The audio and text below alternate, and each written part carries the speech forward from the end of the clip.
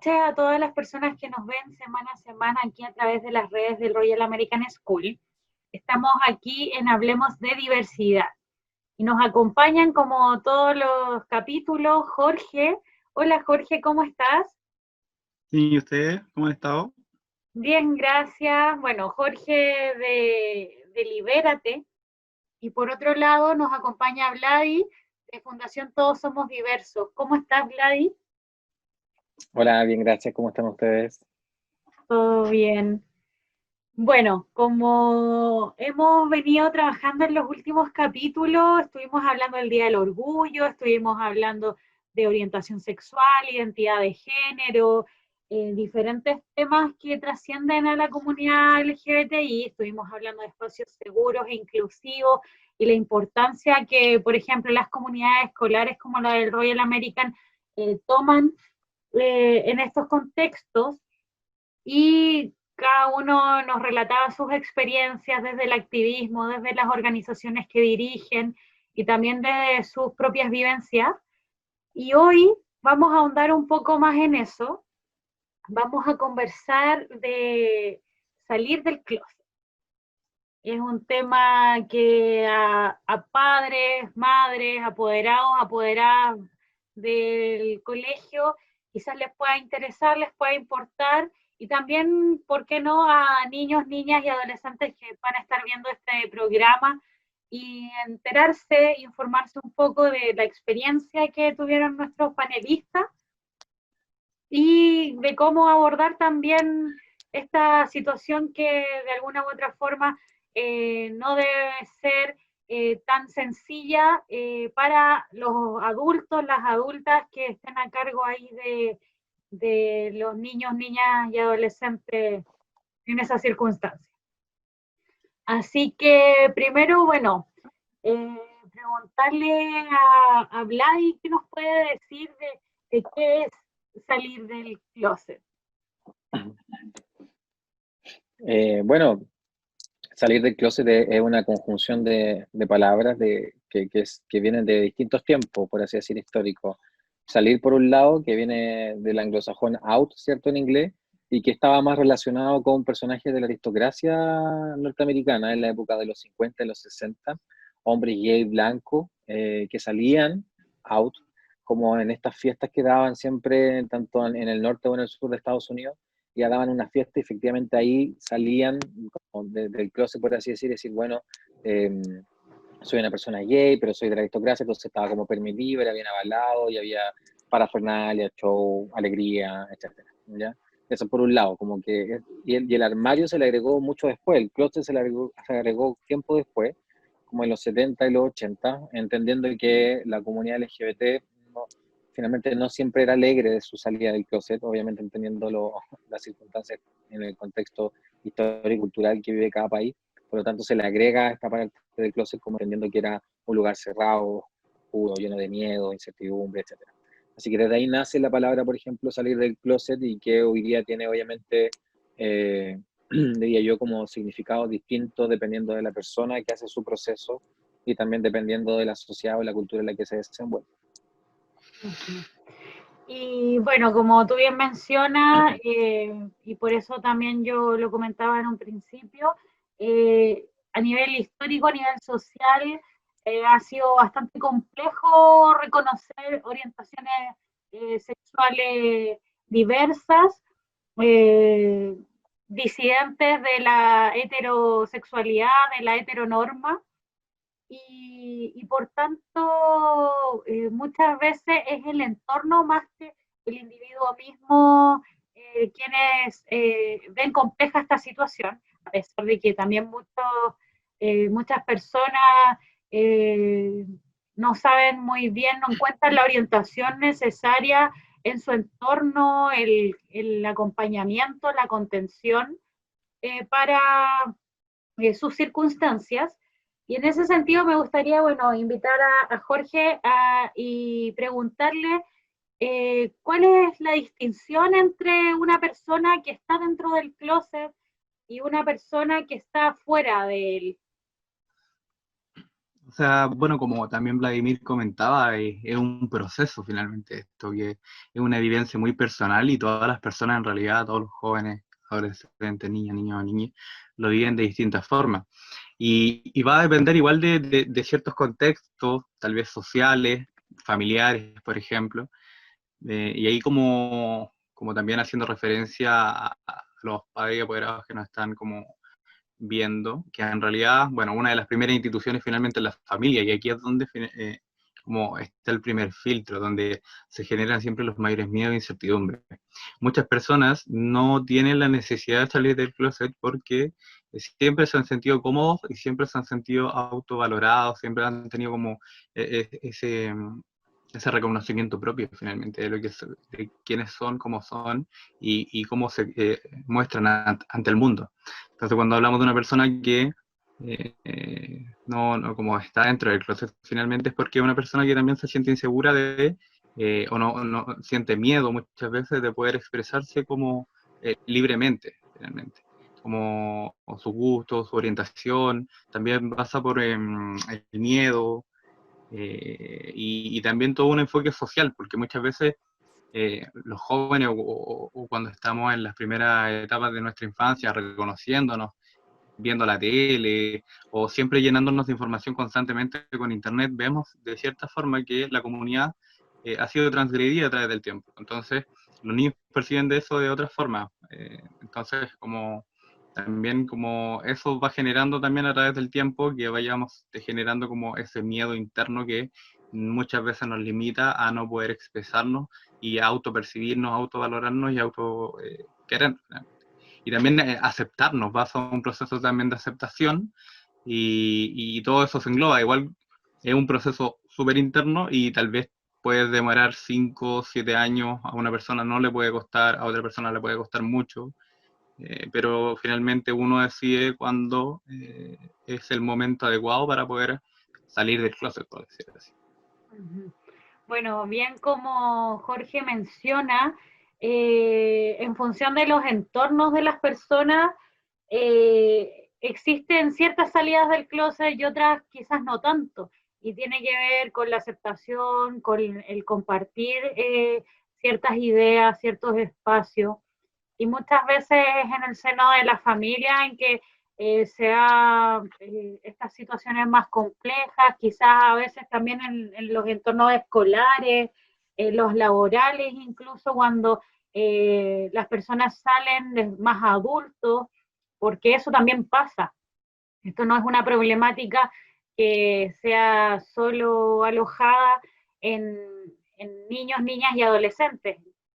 Entonces, en ese sentido, también abordar esta idea de que hay entornos en los que es mucho más sencillo darse a conocer, mostrar quiénes somos en integridad, y otros entornos en los que es mucho más difícil y uno no se siente tan seguro, tan acompañado, tan contenido. Y desde ese punto de vista, me gustaría, bueno, primero preguntarle a Vladimir y a Jorge cómo fueron sus propias experiencias en ese sentido y, y que vayamos conversando y compartiendo, por una parte, ese primer autorreconocimiento y en segunda instancia, cómo fue socializarlo. No sé, Vladimir. Bueno, yo no salió al closet. No, no. Bueno, a ver, mira, yo creo que efectivamente hay, como tú mencionaste, hay dos momentos súper importantes para que una persona pueda decidir o no salir del closet. Y uno de esos factores que siempre son externos, tiene que ver la familia, el entorno más próximo, ¿cierto? Tu red de apoyo más cercana, más directa. Y por otro lado, también tiene que ver mucho con los temores, los miedos y las inseguridades que nos transmite nuestra cultura, la educación en la sociedad. Entonces, esos dos son factores muy importantes porque más allá de que tu familia te pueda apoyar o no, más de que tu familia tú sientas que vas a ser escuchada, aceptada, incluida, y no va a importar finalmente lo que tú tengas que decirle, siempre va a haber un ente validador externo, en este caso pueden ser tus compañeros de colegio, de trabajo, y que esa no validación finalmente va a acarrear muchas más consecuencias que tu familia te haya aceptado o no. Entonces, creo yo que versus esos dos factores son súper decisivos y son súper potentes a la hora de decidir o no salir del closet. La opción no está, por ejemplo, en tu orientación sexual, y algo que me ha tocado explicar mucho. Tu orientación sexual no es una opción, la opción es salir del closet efectivamente. Pero esa opción también es como cualquier otra en la vida, se maneja de distintas formas. Particularmente, en mi caso, yo era muy chico cuando me empecé a sentir que era algo distinto al resto porque no veía normalizado lo que a mí me pasaba, ¿sí? Como que yo veía relaciones entre hombre y mujer, mi familia era la misma, mi abuelo, yo me crié con ellos, era una relación de hombre y mujer. En general, en la revista, en la televisión, en los libros educativos, yo veía hombre y mujer, casa, perro, gato, auto, y eso era como la familia idílica, ¿cierto? O la familia que se intentaba representar en ese momento. Yo estoy hablando del 2001, hace mucho tiempo, y tenía 11 años. Y ahí empecé entonces a notar un poco que a mí lo que me pasaba, que las personas que me atraían o con las que yo quería generar contacto, o una cierta cercanía, tanto como afectiva, o más que afectiva, porque uno cuando tiene 11 años quizás no lo entiende tan así como la tengo claro ahora, pero también como un poco de admiración respecto a un género, me pasaba mucho con el mismo género. De hecho, recuerdo a Manuel, que todavía lo estoy buscando, que, que era el mejor amigo que tenía en el colegio y que me gustaba, me traía mucho. De hecho, creo que en su cumpleaños se lo dije, como, oye, yo te admiro mucho, como que siento que me gusta. Y él fue muy contenedor, muy cariñoso. Me dijo, bueno, pero podemos seguir siendo amigos, porque a mí no me gustan los hombres. Y es como, fue como súper, no sé cómo decirlo, fue como especial esa salida del closet como con la primera persona que te gusta. Eh, a pesar de que después de mucho tiempo lo encontré y me olvidó. Pero esa es una parte. Y en el colegio fue súper difícil porque era cómo logro manejar esta sensación de lo que me está ocurriendo con un género cuando veo que en el contexto soy el único que le está ocurriendo, soy el único que le pasa. Entonces, y eso le pasa a mucha gente de la comunidad LGBT que cree que es único lo que le está ocurriendo y que eres la única persona finalmente que siente esto.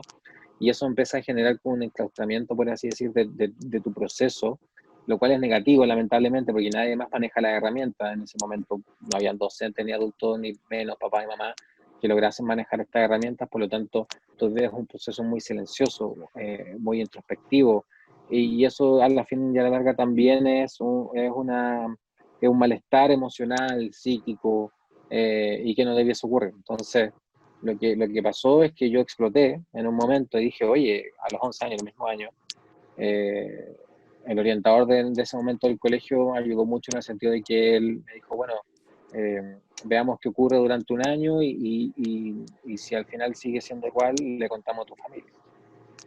Entonces mi proceso de la salida de clase con mi familia fue más bien guiado por un proceso, como durante un tiempo y finalmente al último de ese año le contaba a mi abuela, que es con la persona con la que yo vivía. Sí, y también, como te dije en un principio, quizás la familia te puede apoyar y este es mi caso. Yo fui un privilegiado, siempre lo he dicho, no todas las personas LGBT tienen la fortuna de que su familia hayan reaccionado de buena forma y que en mi caso me abrazó mi abuela, me dijo que me amaba. Me preguntó quién era Manuel, porque yo le había contado en el Tower quién era Manuel. Entonces fue un proceso bastante lindo, yo me acuerdo que lloré, la abracé y todo, pero no fue el mismo proceso con mis compañeros de colegio, de hecho me tuvieron que cambiar de colegio en el que yo estaba, porque efectivamente también lo conté ahí, una persona cuando se siente segura en su casa, da lo mismo el resto, lo conté, pero efectivamente generó problemas, generó roce. El colegio, la directora dijo, bueno, no podemos tener a un niño gay en el colegio porque puede generar, no sé, alarma, entonces me terminaron sacando y me fui a otro colegio que era de monjas, a un colegio religioso, en donde viví también un proceso muy desde las ganas de contarlo. Algo que se me había olvidado, porque últimamente he escuchado a muchos niños y adolescentes que tienen unas ganas tremendas de decir, salir del closet, tanto con su familia como con sus amigos, y uno de adulto en esta mirada un poco más, quizás más más elaborada en la vida, como de cuidar ciertas cosas como tu psiquis, tu salud mental o tu entorno, como estar en un entorno protegido. Yo les pregunto, ¿pero por qué? ¿Por qué tanta gana? Como, explíquenme. Y ahora que hiciste esta pregunta, sí, pues yo también tenía muchas ganas de contarlo. No llevaba ni 3 meses en ese colegio y se me salió, así como a mi compañero de banco, oye, sí, soy gay, esto es lo que soy, y fue la peor decisión que pude haber hecho en mi vida, porque eso me significó que el colegio entero supiera y ahí viví cosas muy, muy horrorosas como acoso escolar constante, abuso, viví también lo que fueron los intentos de suicidio, y eso fue desde séptimo básico hasta segundo, tercero medio, entonces fue un proceso bien difícil, nunca encontré la validación por parte de mis compañeros o compañeras del colegio, fue un proceso duro, mi familia no entendía por qué ellos, sabiendo que me aceptaban, me validaban, que era lo que me faltaba finalmente como para no hacer este tipo de cosas, como que ellos creían que estaba llamando la atención.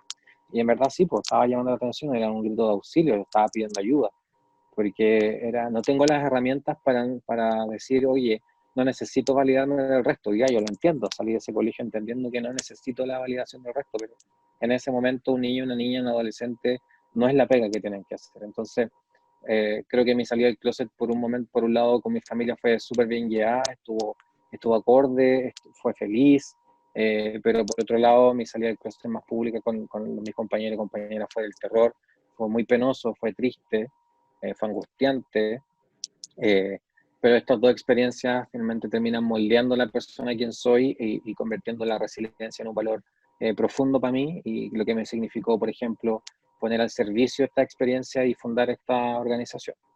Esa es más o menos mi salida del closet. Y como lo hablamos alguna vez entre nosotros, eh, no es la única vez que uno termina saliendo del closet, siempre son muchas más. Y desde ahí toda mi vida me ha tocado salir del closet en distintas oportunidades. Y ahora lo hago consciente, como que voy a un lugar, a un espacio físico, donde sea, cuando voy a dar charlas, formar, digo, yo soy Vladimir, soy un hombre gay.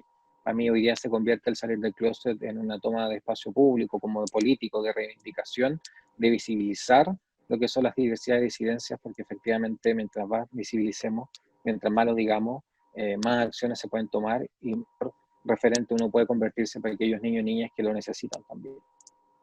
Bueno, en verdad es un tema justamente como lo visibiliza Vladimir, muy complejo y que acarrea una serie de situaciones que aunque a veces la familia pueda estar detrás acompañando esos procesos, también el entorno, los pares puedan disentir y eso obviamente impacta muy profundamente en el crecimiento de ese niño y yo le agradezco igual también a Vladimir que tenga la confianza de transmitirnos y de compartirnos esas experiencias también tan dolorosas para que las personas que nos están viendo puedan darse cuenta de lo que puede ocurrir y acarrear el no acompañar, el no apoyar a los niños, a las niñas, a los niñes, les niñas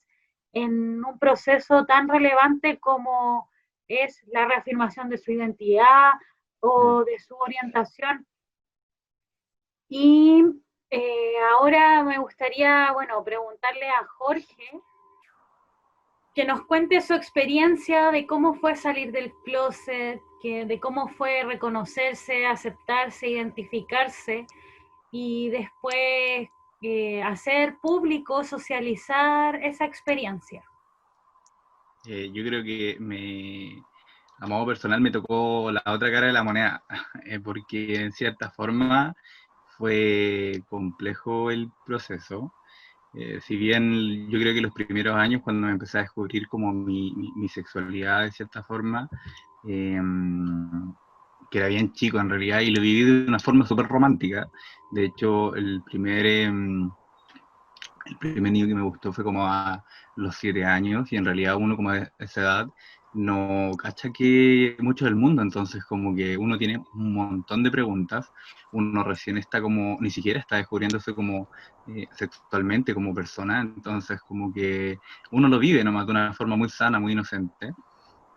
Luego yo recuerdo mis primeras como experiencias en el colegio, que era un colegio católico y de puros hombres, entonces cuando me tocó más o menos como en la edad media decirle esto, como hacer el primer paso y contarle a mi familia, que en ese momento todavía no recuerdo el día, me junté con mi mamá en el centro y le comenté finalmente esto, muy nervioso, era súper chico y tenía mucho miedo. y su respuesta fue negativa. Entonces, cuando yo recibí esa negación por parte de mi mamá, finalmente fue complejo. Yo creo que ahí empezaron como la mayoría de las inseguridades de mi parte, porque era como el primer paso a también aceptarme, ¿no es cierto? A valorarme, a quererme. Entonces, recibir como esta negativa por parte de la familia es complejo, es súper complejo. Entonces, yo creo que de ahí se generaron grandes inseguridades en mi persona y que me costaron trabajar. Ah, me costaron muchos años, incluso en la media, como en segundo medio también sufrí bullying, producto de la misma situación. Estuve pasando por unos años súper complejos y en el entorno universitario siempre, como que era el tema de que no quería o no le contaba finalmente a la gente, también no me costaba como decirlo, pero hasta que no me preguntaran, como que finalmente lo ocultaba nomás, porque no encontraba que era, y como que me defendía mi argumento, estoy diciendo que no era necesario contarlo finalmente. Entonces como que siempre decía, pero ¿cómo? Si al final, mientras no me pregunten, da lo mismo contarlo. Entonces, finalmente no está mal, pero de cierta forma uno sigue dentro del closet, sigue teniendo esos miedos, ese prejuicio a qué dirán las demás personas, qué pensarán de mí, qué estarán comentando, si dirán algo. Entonces, como que el no sentirse seguro como es como persona genera muchos problemas y muchas inseguridades, cosas que empecé a pulir y trabajar más ya cuando empezaron a pasar los años y ya me empecé a percibir en distintos entornos. Ya, por ejemplo, desde que pasé la mayoría de edad, no tuve ningún problema con mi familia, por ejemplo. Actualmente mi familia conoce a mi pareja actual y no tiene ningún problema con ello, y en realidad si lo tuviera tampoco me generaría mayor conflicto. Entonces, yo creo que también a modo personal me costó un poco más que las generaciones actuales, porque creo que el closet igual hay que irlo dejando cada vez como más olvidado, como que me gusta ver que las nuevas generaciones de pronto no necesitan como hablar del closet, como que hablar del closet es como ya como hablar de entornos sociales como que son muy, muy retraídos, como que los jóvenes ahora, los adolescentes, las niñas, niños y niñas son como viven la sexualidad de otra forma, entonces como de una forma mucho más libre. Entonces, es bueno, es súper reconfortante como darse cuenta que no tienen que vivir o no tienen que de pronto tener que hacer ese trabajo personal, esa introspección de que tu familia de repente te pregunta así como, hijo, ¿te tocaron? O tener que decir, que te digan así como, debe haber sido porque el colegio era de puros hombres, y tú como... ¿cachai? Entonces como que es súper complejo y me alegra que los nuevas personas, como las nuevas generaciones, no tengan que pasar por esta etapa. Y por lo mismo también nace finalmente como el trabajo en la organización, como también desde un trabajo muy personal, que es como no puedo luchar también por los derechos de la comunidad si primero no me autopercibo como una persona homosexual, y desde ahí finalmente levanto la bandera de lucha y finalmente lucho por derechos que deberían haber sido reconocidos hace mucho tiempo. Entonces, creo que si bien se ha avanzado mucho, hay muchas personas que incluso mayores que uno todavía no pueden dar ese paso. Entonces, me parece que cuando yo todavía no salía del closet, sentía que todo estaba bien en mi entorno.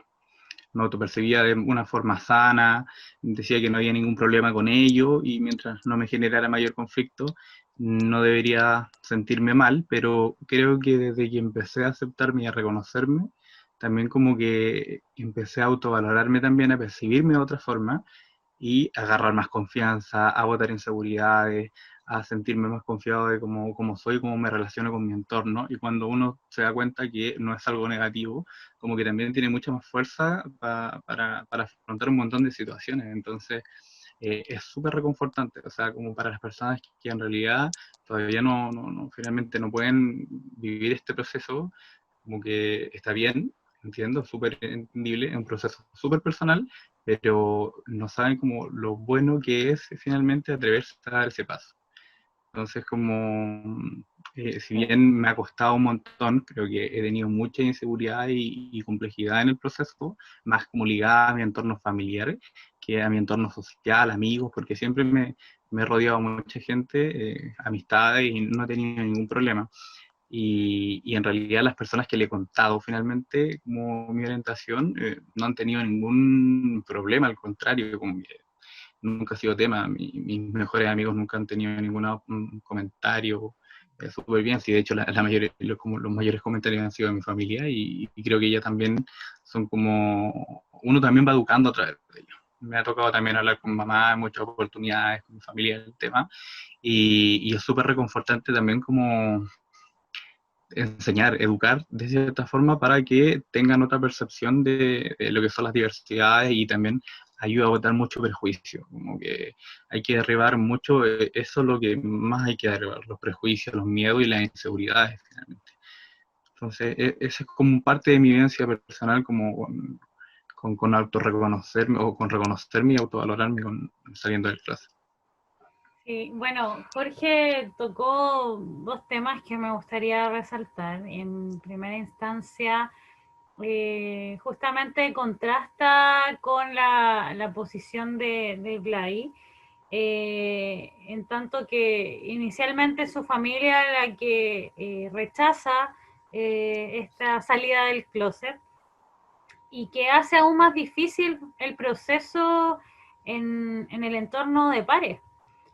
Y ahí nuevamente hacer énfasis en la importancia, en la necesidad de que sea la familia, padres, madres, abuelos, abuelas, hermanos, hermanas, hermanes, todos quienes sean parte del entorno de las personas que generen esta contención en los momentos en que es relevante hacerlo y que la salida del closet no sea tortuoso, no se vuelva un trauma y, y no se postergue infinitamente. Como bien comentábamos hace un rato, hay personas que llegan a adultos y aún así no se atreven a salir del closet. Y en eso también me gustaría hacer hincapié en que, bueno, aquí estamos hablando con dos hombres cisgénero homosexuales, como hemos conversado también en capítulos anteriores respecto de identidad de género, orientación, pero también hay otros procesos que son difíciles, por ejemplo, la identidad de género, cuando tus tu sexo biológico no se corresponde con tu género y que además, por ejemplo, a nivel legal está recién siendo trabajado y permite que las personas vivan en función del género y de su identidad social. Eso por una parte, entonces también estamos como viendo dos experiencias muy acotadas y que aún así revisten una complejidad enorme, en que hubo cambios de colegio de por medio, hubo en ambos casos acoso escolar, y para qué decir entonces con la multiplicidad y la diversidad de experiencias con las que nos hemos encontrado y nos vamos a seguir encontrando en la sociedad. Eso por una parte. Y en segundo lugar, quiero tocar el punto que Jorge menciona de cómo las nuevas generaciones también nos han venido enseñando, de cómo hace 20, 30 años atrás salir del closet era impensado, quizás hace 10 tuvo la complejidad que como nos comentaba Vladi, o hace 20, que algunas familias te aceptan y otras no tanto. Hoy por hoy tampoco es que todas las familias lo acepten de buenas a primeras, pero sí es un tema que se conversa mucho más y yo, por ejemplo, tengo la suerte de tener entorno con amigos, amigas que tienen hijas ya y personas o sea, sus hijas ya se reconocen como personas parte de la comunidad LGBTI, Q+, y, y ellos, mis amigos, mis amigas, ya se reconocen como padres, madres orgullosos de eso. Esto abordando también el tema que veíamos en el último capítulo sobre el orgullo. y no era como un problema. Entonces, la importancia de cómo estas nuevas generaciones van rompiendo esos esquemas y cómo para ellos no es tema salir del closet. O sea, no salen del closet, es así soy yo. Como qué complejo hay en eso. Nada. Entonces, esa apertura y esa plenitud con la que se viven, probablemente y esperamos que así sea, en unos años más nos tenga no volviendo a hablar de qué es salir del closet o que esto se haya transformado como en historia, nada más. Y para cerrar, en ese sentido me gustaría, bueno, preguntarle eh, a Vlad y a Jorge como recomendaciones también, ¿no? Por una parte, recomendaciones tanto para las personas de la comunidad LGBTIQ más, para este proceso, para quienes no han salido del closet. Y en segundo lugar, bueno, quizás replicar qué hacer en el entorno, más allá de la contención, qué herramientas puedan como desarrollar para apoyar de mejor manera este proceso. Mira, yo creo que es importante antes como de poder algunos tips, sugerencias o guía, volver a reforzar la idea de que este es un proceso muy interno, es un proceso personal y que varía mucho dependiendo de los contextos en los que esa persona viva, se eduque, se desenvuelva. Entonces, no tomen esto como algo rígido, al contrario, tómenlo como algo flexible, adecúenlo como a su propia experiencia y si no, obviamente, tanto Libérate como Todos Somos Diversos siempre son organizaciones abiertas para poder recibir inquietudes. De hecho, nosotros el 60-70% de los usuarios que recibimos para contención, apoyo en la fundación tiene que ver con personas que quieren salir del closet. Entonces, la experiencia a nosotros nos ha permitido poder elaborar algunos tips o guías que creo que son como la base, pero insisto, son muy flexibles. Yo le llamo los 4 pasitos. Tengo amigos que me molestan por el nombre. Son 4 pasitos que uno puede dar efectivamente si quiere salir del closet o no.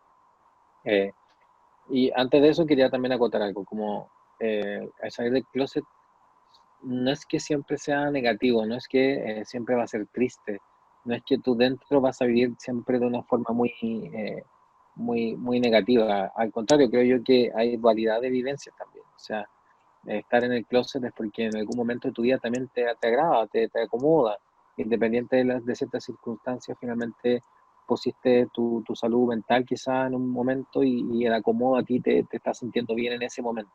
Claramente cuando uno sale del closet, y aquí creo que no hay opinión dividida, es una liberación tremenda y es una forma muy bonita de empezar a vivir y a ver la vida. Entonces, pero no se queden con la idea de que todos tengan que salir del closet sí o sí como una obligación casi moral, porque no lo es, sino más bien va a depender también mucho, insisto, de cómo lo estén manejando y cómo lo estén llevando. Salir del closet tiene que ver con una sustancia más desde el fuego interno que uno siente ya, como en el sentido, ¿saben qué? Estoy listo, estoy lista, estoy lista, como que me da lo mismo el resto, como que necesito que este fuego se esparza finalmente y el mundo entienda quién soy yo y que deje de juzgarme. Entonces, creo yo que hay distintos procesos. Ya. Bueno, para no alargarme más, los 4 pasitos son eh, hagan el ejercicio, pónganse en una baldosa, cualquier cosa que sea divisible en el piso, eh, con los zapatos amarraditos para que no se caigan, o la zapatilla o la pantufla en periodo de cuarentena, y piensen, la primera baldosa es, estoy decidido a hacerlo, tengo ganas de hacerlo, en verdad es necesario, ok, quiero, listo, esa es la última pregunta, ¿quiero hacerlo? Si no me respondí a todas estas preguntas y efectivamente es un paso que quiero dar, bueno, avanzo a la baldosa 2. Y la baldosa 2 es, voy a estar de acuerdo con las consecuencias tanto positivas o negativas que esto me va a traer, voy a asimilar y voy a validar y va a estar bien, que quizás no me va a ir bien, o quizás me va a ir muy bien, o quizás no va a pasar nada. Voy a estar ok con eso, voy a ser capaz de asimilar eso. Si digo que sí, bueno, avanzo a la tercera baldosa. Si digo que no, retrocedo a la primera baldosa. En la tercera baldosa, si es que avanzo, la pregunta es, ¿tengo un plan B? Tanto para la reacción positiva y negativa, tengo un plan B. Si me echan de mi casa, tengo una red segura, tengo una red cercana a la que me pueda ir, hablé antes con una tía, con un primo, con un amigo, qué sé yo, con un adulto, ojalá responsable. Tengo plan B de organización, me contacté antes con una organización, pedí material, voy a poder educar, o si mis papás me responden que no, voy a poder ser capaz de formarlos, educarlos, invitarlos a, o si me van a mandar al psicólogo, lo voy a aceptar. Siempre, siempre tener un plan B, nunca tirarse al vacío, esto es súper importante. Tener un plan B, a uno primero le baja los niveles de ansiedad e incertidumbre, y segundo, finalmente te va a dar un respaldo de tu proceso y que finalmente lo hiciste súper consciente, tranquilo y racionalizado. Si tengo el plan B, avanzo el último paso. Si no lo tengo, no retrocedo al segundo, retrocedo nuevamente al primero. Y el cuarto paso y el último es, si tengo, si lo voy a aceptar, tengo las ganas y tengo el plan B, entonces el cuarto paso es busco el momento propicio, amoldeo, ¿cierto? El momento, el contexto en mi familia o a quien quiera contarle, y lo hago en un momento adecuado, en el que yo elija, sin presiones, sin ningún otro motivo, y solamente sea para eso. No que sea desde una rabia, que eso lo grita mi papá o mi mamá, que no sea desde otro contexto y en otras circunstancias, sino que yo voy a buscar el mejor momento, porque yo lo voy a construir para eso, ¿sí? Y en el momento que haga, bueno, entonces dale, sal del closet y aférrate a todo el amor y la empatía y todo lo que lograste practicar, pero si no, vuelves al primer paso. Creo yo que eso es, para mí, por lo menos lo que hemos logrado construir, no ha funcionado, claramente, insisto, veanlo en la realidad de cada uno, y aún así, a pesar de todos estos pasos que uno pueda creer que son muy bacanes, siempre, siempre, por favor, siempre alguien sea alguien, a una persona muy de confianza, a su mejor amigo, mejor amiga, a algún adulto responsable o a las organizaciones que existimos en Chile que les van a poder brindar también contención y apoyo e información. Muchas gracias, Vladi, por esas recomendaciones. Y bueno, también antes de cerrar, preguntarle a Jorge si quisiera como agregar algo también a cómo, también desde su experiencia, a cómo hacer más ameno este proceso a nivel familiar. Él mismo comentaba que con los años ya esto se ha vuelto un tema más trabajado, más superado. Entonces, ¿qué consejo nos podría dar para el entorno y cómo trabajar la salida del closet? Uf, difícil, difícil. Pero en realidad, como Vladimir lo explica súper bien, como más allá de, no podría dar otro tip y recomendación, sí, yo creo que como dirme en realidad a los padres y apoderados que no puedan estar viendo, que en realidad abran la conversación con su hija, hijos, y finalmente formen este diálogo. Si no tiene nada de malo, finalmente son muchas cosas las cosas positivas que van a sacar dentro de formar estos espacios seguros de conversación, que cosas negativas van a conocer también.